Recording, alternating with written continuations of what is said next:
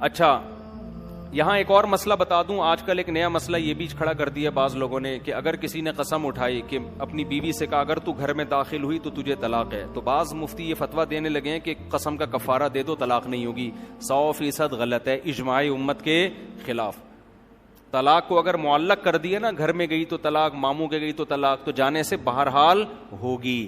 اور یہ لفظ ریورس بھی نہیں ہو سکتا, اس میں قسم کا کفارہ نہیں ہے, سمجھتے ہو. اس پہ سعودی عرب میں بڑی تحقیق ہوئی تھی, تو بعض علماء نے یہ فتویٰ دیا, لیکن جو ان کی اگینسٹ رائے تھی وہ بہت مضبوط تھی, اور انہوں نے یہی کہا کہ پوری امت کے اجماع کے خلاف ہے یہ.